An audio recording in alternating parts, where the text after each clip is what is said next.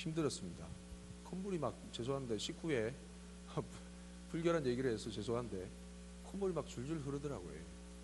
막아다 흐르고 한쪽이 막 흐르다가 마르면 다른 한쪽에서 구멍이 뚫려요. 계속. 미안합니다.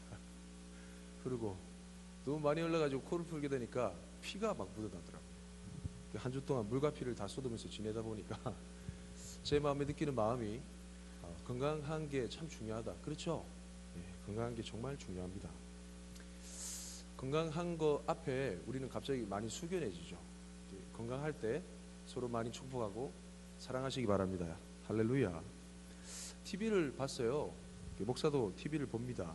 제가 이제 삶의 현장 계기가 잘 없다 보니까 TV에서 소지를 많이 했는데 영재 발굴단이라는 그 프로그램 압니까? 거기에 보니까 글 쓰는 산골 문학 소년 14세 여민이에 대한 그런 내용을 다루는 프로를 좀 봤습니다. 이 친구가 14살이에요. 이 친구가 글을 꽤 잘 쓴대요. 글을 쓰게 된 사연, 그리고 산골 소년이 된 사연이 말기암에 걸린 엄마 때문에 그랬습니다.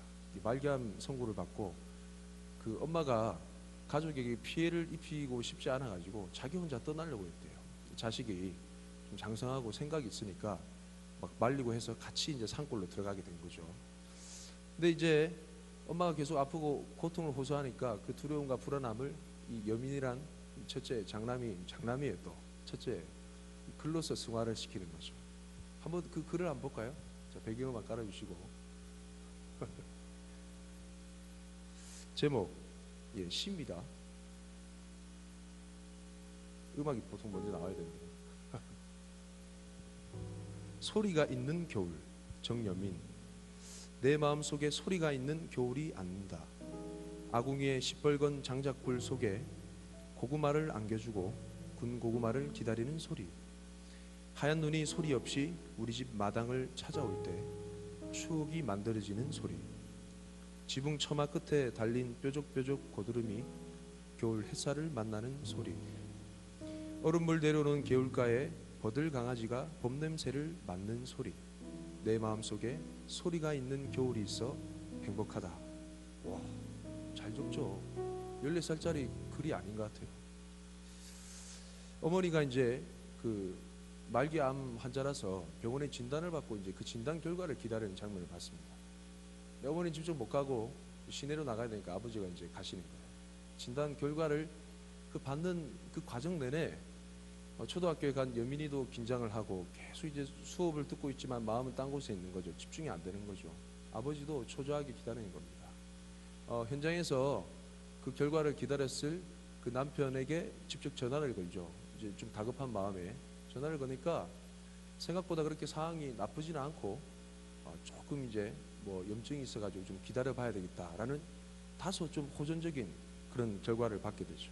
엄마가 이제 엄마 집에 계시고 초등학교 이제 수업이 끝나고 여민이도 돌아오고 아버지도 돌아오고 해서 같이 가족이 한 자리에 모입니다. 그래서 검사 결과 어떻게 났냐? 첫째 아들이 정말 궁금한 거죠. 이렇게 물어보니까 생각보다 괜찮대.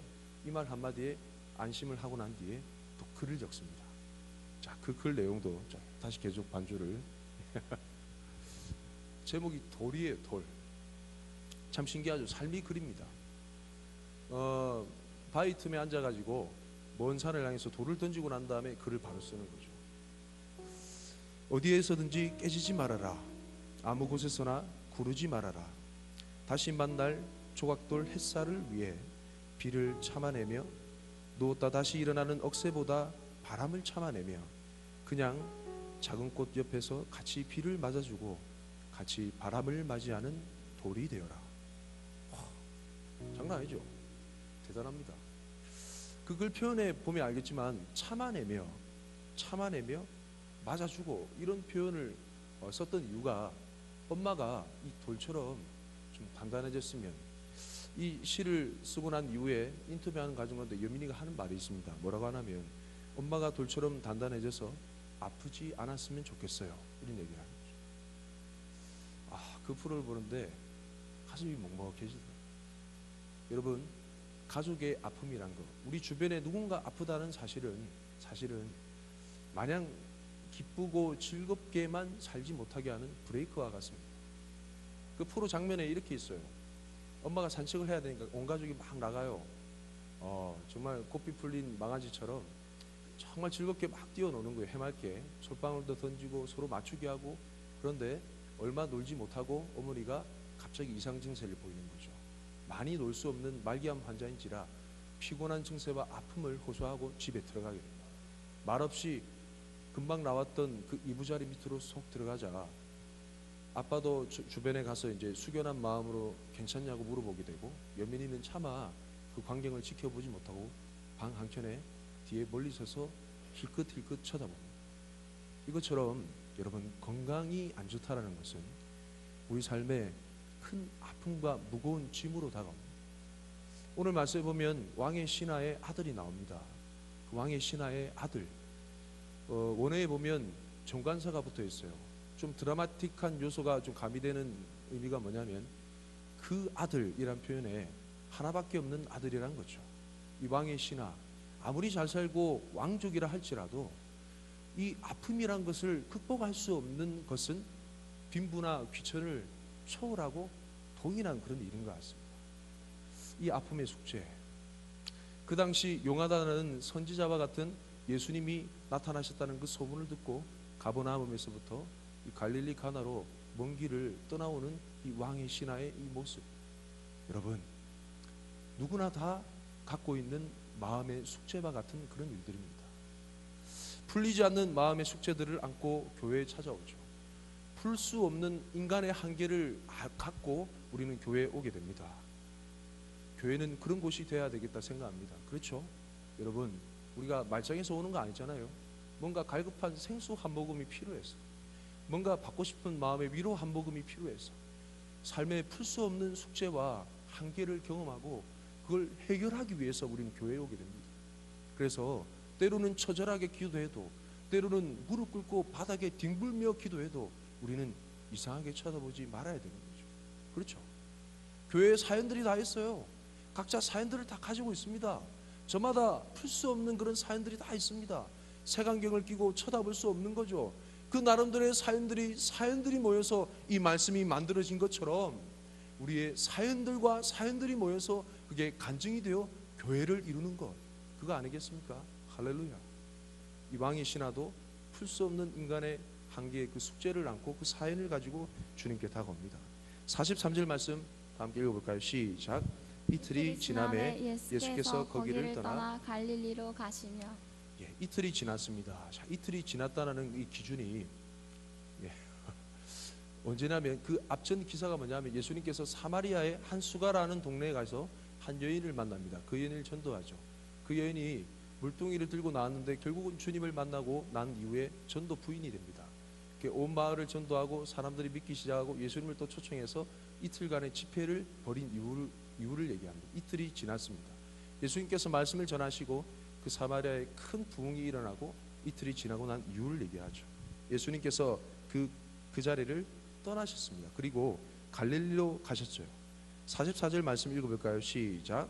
스승이 증언하시기를 선지자가 고향에서는 높임을 받지 못한다 하시고. 예수님께서 이런 말씀하셨습니다. 선지자가 고향에서는 높임을 받지 못한다 하시고. 고향에 가면 환영받는다는 얘기예요? 환영받지 못한다는 얘기예요? 환영받지 못한다는 얘기죠. 근데 뒤에 내용이 좀 이상합니다. 말씀을 읽는 자매가 생겼죠. 경례의 박사 할까요? 할렐루야. 힘내서 잘 섬길 수 있도록. 자, 45절 말씀 한번 읽어볼까요? 시작.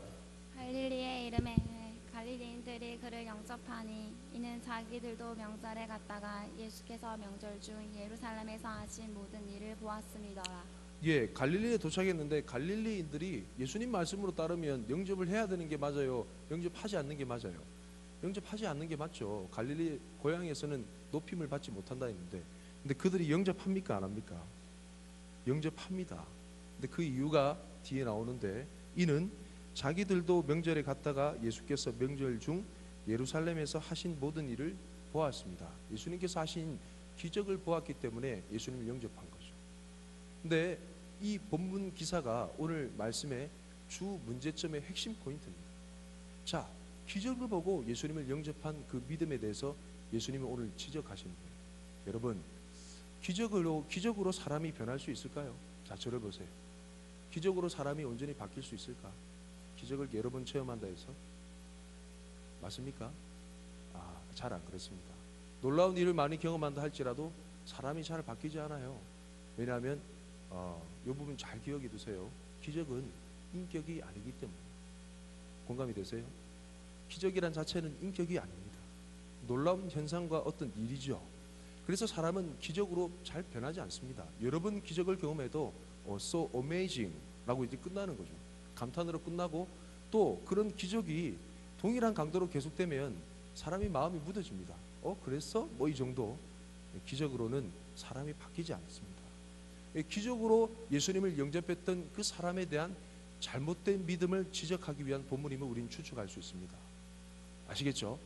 자, 이런 관점으로 말씀을 잘 볼까요? 자, 그래서 영접해서 이제 일이 진행됩니다. 46절 말씀 읽어볼까요? 시작. 예수께서 다시 갈릴리 가나에 이르시니 전에 물로 포도주를 만드신 곳이라.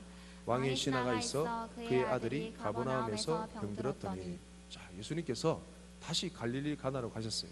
상세하게 설명을 해요. 전에 물로 포도주를 만든 것이라. 자, 이 본문이 의미하는 바가 무엇일까요? 자, 이전에 물로 포도주를 만든 그 사역과 그 표적과 오늘 일어날 이 표적이 연관이 있다 없다? 있다라는 거죠. 딱 고리를 연결시켜 버립니다. 두 가지 사건에 대한, 두 가지 표적에 대한 그 메시지가 동일하다 안 하다? 동일하다라는 거죠. 자, 어떤 의미에서 동일한가? 제가 좀 풀이해서 설명을 해보겠습니다. 요한복음의 주제는요, 한번 따라해 볼까요? 말씀을 믿는 믿음. 말씀을 믿는 믿음. 요한복음의 주제는 말씀을 믿는 믿음입니다. 1장 1절에 나오는 말씀이 태초에 뭐가 계셨다고요?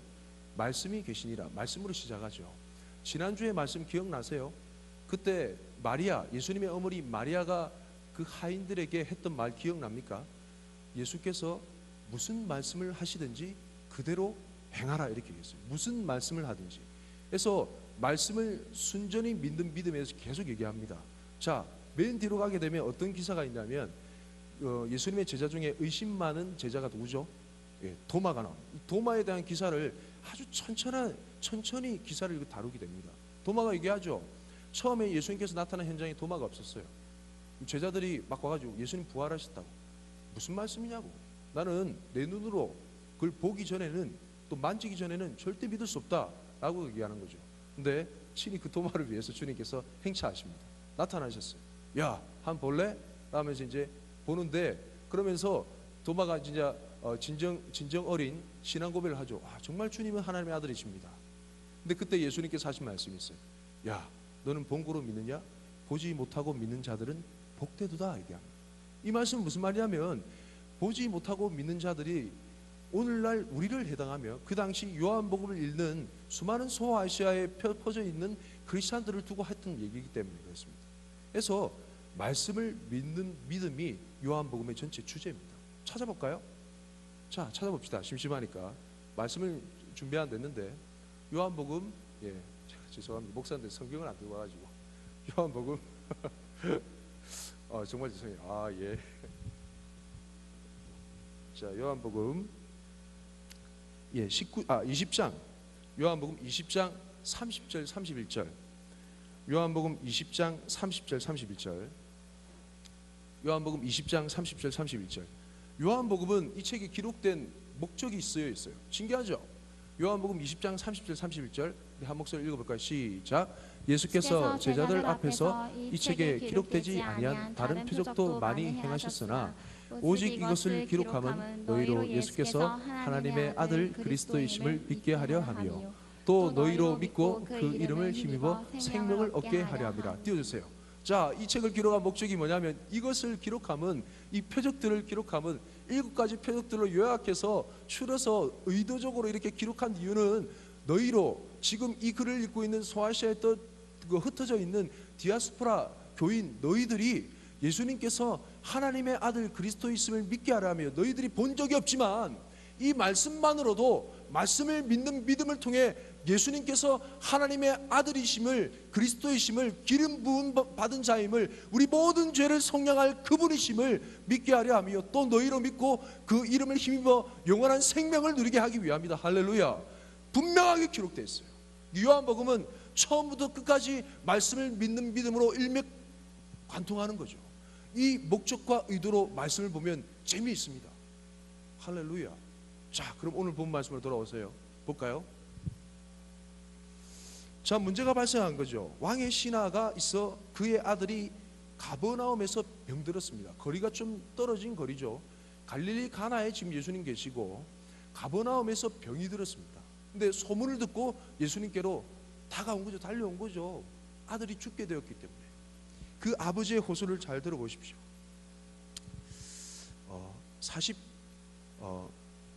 47절 말씀을 읽어볼까요? 47절 시작. 그가 예수께서 유대로부터 갈릴리로 오셨다는 것을 듣고 가서 청하되 내려오셔서 내 아들의 병을 고쳐주소서 하니 그가 거의 죽게 되었습니다. 49절 말씀 또 읽어볼까요? 시작. 신하가 이르되 주여 내 아이가 죽기 전에 내려오셔서. 그러니까 이 아들이 죽을 지경에 이르렀기 때문에 너무나 다급한 나머지 이 아들을 좀 살려달라고, 조건은 예수님께서 친히 가버나움에 오셔서 좀 살려달라고 애원하는 거죠. 여기서 인생의 한계가 있습니다. 우리는 예수님이 직접 오셔서 방문하셔서 쓰다듬으시고 만지셔야, 우리가 예배당에 있어야, 우리가 어떤 상징적인 그런 환경 가운데 거해야만, 성경을 읽고 있어야만, 온전히 주님과 동행해야만, 물론 맞는 말인데 온전히 예수님께서 함께 하셔야만 치료받을 거에 대한 그런 한계가 있어요. 주님께서 먼 거리 가운데서도 말씀만으로도 치유하실 수 있고, 이 자리에서 기도했는데 저 영국에서 기도 응답을 받으리라는 생각은 전혀 못한다는 우리의 한계가 있다는 거죠. 그때 주님께서 그 속에 있는 연약한 믿음을 보시고 이걸 지적합니다. 자, 정말 이해 안 되는 주님의 얘기가 등장하는데 48절 말씀 한번 읽어볼까요? 시작. 예수께서 이르시되 너희는 표적과 기사를 보지 못하면 도무지 믿지 아니하리라. 갈급한 심령으로 왔어요. 뭔가 마음의 소원을 가지고 왔습니다. 근데 그 마음의 소원의 핵심은 기적을 원하는 믿음이었어요. 뭔가 기적을 보여주십시오. 우리 아들을 살려주십시오. 당신은 그렇게 하실 수 있는 사람입니다. 우리 아들 좀 살려내주세요 라는 기적을 바라는 믿음이었어요. 예수님께서 그 기적을 바라는 잘못된 믿음에 대한 편만한 갈릴리 가나, 가버나움 이 도시들의 사람의 그 마음을 정확하게 찌릅니다. 너희들은 표적과 기사를 보지 못하면 도무지 믿지 못한다라고 얘기하는 거죠. 이해가 되지 않습니다. 하지만 제가 좀 전에 설명을 들은 여러분으로서는 충분히 이해되는 부분이죠. 예수님은 분명한 바른 믿음을 가르치시고자 오늘 이 사건을 접하고 계신다는 거예요. 자, 어떻게 이 사건을 해결하시는가? 49절 말씀, 50절 말씀, 미안합니다. 50절 말씀에 예수님께서 얘기하고 50절 말씀 시작. 예수께서 이르시되 가라 내 아들이 살아있다 하시니 그 사람이 예수께서 하신 말씀을 믿고 가더니. 할렐루야. 여기에 핵심 포인트가 있습니다. 예수님께서 말씀만으로 내 아들이 살아있다라고 말씀하셨어요. 뭔가 보이지 않아요. 그 사건의 현장이 보이지 않습니다. 살아있는지 아닌지는 아무도 알 수가 없어요, 보기 전에는. 하지만 이 신하의 마음속에 이전에 가질 수 없었던 전혀 다른 개념의 말씀에 대한 믿음이 생겼습니다. 할렐루야. 그렇게밖에 해석할 수 없어요. 왜 갔을까? 갈 수 있었던 이유는 확실한 마음의 결제가 끝났기 때문에, 주님께서 말씀하시니 수많은 사람을 살렸던 기적의 주인공, 그분이 말씀하시니 살았겠구나 라는 마음이 자기도 모르게 일어났습니다. 그 길로 그 자리를 떠나갑니다. 자, 그 다음 51절 말씀, 이 본문을 잘 읽으셔야 돼요. 읽어볼까요? 시작. 내려가는 길에서 그 종들이 오다가 만나서 아이가 살아있다. 성경에 펜이 있으면 내려가는 길에서라는 부분을 동그라미를 치시든지 글을 하여튼 줄을 치든지 황치를 내렸어요. 정말 중요한 부분. 저는 오늘 이 부분을 같이 나누고 싶습니다.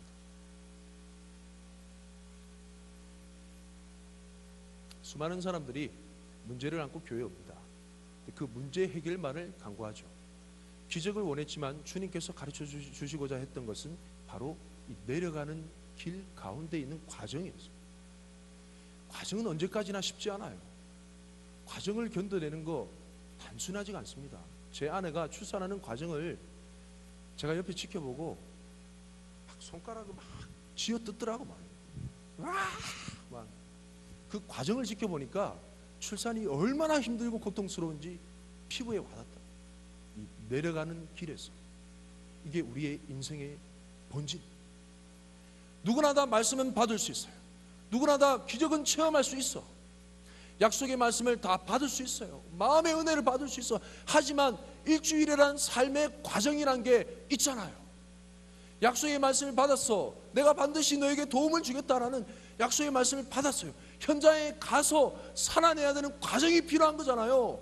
이 신하가 자기 아들이 살았는지 죽었는지 알지 못하는 묘연한 상황 가운데 내려가는 그 길 과정 가운데 있는 것이 우리 인생의 실존입니다. 그 과정이 있었다는 거예요. 할렐루야. 내려가는 길목에서 누구나 동행할 수 있을까요? 아니요. 철저히 혼자였습니다. 친구도 대신할 수 없고 부모도 대신할 수 없는, 각자 받은 말씀대로 그 감동대로 자기 혼자 가야만 되는 외롭고 고독한 그 길, 그게 바로 내려가는 길목이었습니다. 모든 사람에게 동일하게 주어진 순종의 그 길. 설민석 역사 강의하는 사람 있잖아요. 상당히 그 역사를 씹어가면서 잘 하시더라고. 그 초심을 잃지 않았던 유명한 그런 사람들에 대해서, 이제 역사 인물에 대해서 나누면서 이순신 장군에 대해서 소개하더라고요. 되게 유심하게 지켜봤습니다. 이순신 장군도 사람이었다 얘기하더라고요. 그도 두려움이 많았다. 명량이라는 영화에 보면 잘 아시잖아요. 그 같이 싸우면서 잃었던 그 병사들에 대한 죄책감 때문에 악몽도 꾸기도 하고 어떤 위협을 느끼기도 하고, 그렇죠. 그 명령기를 지금도 잊을 수가 없습니다. 근데 그가 초심을 지킬 수 있었던 유일한 비결 혹시 아세요? 검에 자기 자신의 용맹을 위한 글을 새겨놨습니다. 그 글 내용까지는 저한테 물어보지 마십시오. 한번 인터넷 검색해 보십시오. 기억이 잘 안 나요. 막 한자어고 말해가지고. 어쨌든 막 칼 한번 휘두르는데 막 적들이 초계같이 쓰러진다 하던 용맹을 다루는 그런 내용이었어요. 정말 마음이 힘들고 어려울 때마다 그 글을 보면서 전의를 불태우는 거죠. 마지막 그가 전사하게 되는 노량해전 맞습니까? 많은 사람의 병사들이 오랜 전쟁 기간 동안 사기가 떨어지고 아무도 싸우려고 하지 않은 그 가운데 그는 다시 아침에 일어나서 그 검에 새겨진 용맹무쌍한 그 글을 보게 됩니다. 그런 상황 가운데 그는 싸우고자 병사들을 동원하게 되는 거죠. 그런 가운데 마지막 노량해전 가운데 나아가게 됩니다. 그때 참 우연의 일치처럼 오비락 까마귀 날자 배 떨어지는 그런 우연도 없이, 우연도 우연이 아닌 것처럼 적에 날라오는 그런 화살에 부상을 입게 되죠. 그때 했던 유명한 말 여러분 아시죠? 나의 죽음을 적에게 알리지 마라. 보통 마지막 유언 그 아들인 이회가 들었대요. 그걸 기록합니다. 그러면 야, 나를 대신해서 가게를 잘 일으켜다오, 뭐 이런 얘기나, 집 앞에 앞들에 보면 땅 문서가 있으니까 잘 뭐 그 재산을 잘 관리, 뭐 이런 내용이나 나를 양지 바른 곳에 잘 묻어다오, 뭐 이런 내용을 얘기하잖아요. 근데 야, 방패로 가려다, 나를 방패로 가려줘. 내 죽음이 적들에게 노출되면 사기가 떨어지지 않겠냐, 방패로 가려줘. 그리고 나의 죽음이 알려지지 않도록 막아달라. 이런 용맹무쌍함, 일편단심 그 용맹무쌍함은 그 칼에 새겨진 자기 자신의 그 마음을 매일매일 바라볼 때 가능했다는 거죠. 사랑하는 청년 여러분, 이 내려가는 길목에 있던 이 신하, 왕의 신하, 뒤에 보면 시간을 맞춰봐요. 한 말씀 읽어볼까요? 자, 이 아들의 기쁜 소식을 듣고 오는 사람들을 같이 만나게 됩니다. 52절 말씀 읽어봅시다. 시작.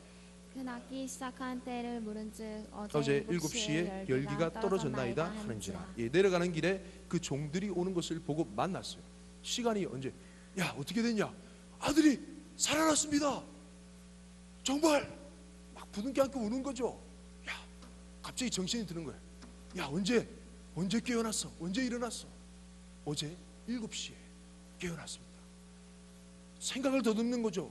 그때, 바로 그때는 예수님께서 나에게 내 아들이 살아있다 한 그때가 아닌가 하면서 더 깜짝 놀라는 거예요. 그러면서 예수님이란 분이 이렇게 말씀하셨고 바로 그 아들이 살아났을 때가 그분이 말씀한 그때야 라고 얘기하면서 온 사람들이 얼싸안으며 그 예수님의 말씀을 믿는 그 순간이, 감격적인 그 순간. 중요한 것은 어제 7시였다는 거죠. 이 내려가는 길 가운데 하룻밤을 묵었어요. 단순하게 생각합시다. 시간을 계산하려고 하지 말고 하룻밤을 묵는 동안 잠이 왔을까요? 알 수가 없지만 하룻밤을 묵는 그 여유까지도 부리면서 내려갈 수 있었던 이유는 그 마음속에 지워지지 않는 내 아들이 살아있다 라는 분명한 말씀이 있었기 때문임을 믿으시기 바랍니다. 할렐루야. 저도 제 사역이 힘들고 어려울 때마다 묵상하는 말씀이 있습니다. 단순해요. 시편 18편 1절 말씀입니다.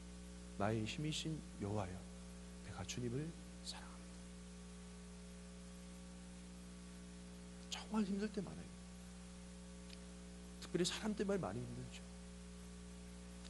여러분, 말씀을 가지고 내려가는 길목에는 가족도 없습니다. 제 아내가 의지가 될 줄 알았어요. 제 딸 가희가 의지가 될 줄 알았어요. 때로는 죄송합니다 이런 표현해서 없어서 하는 얘기인지 모르겠는데요.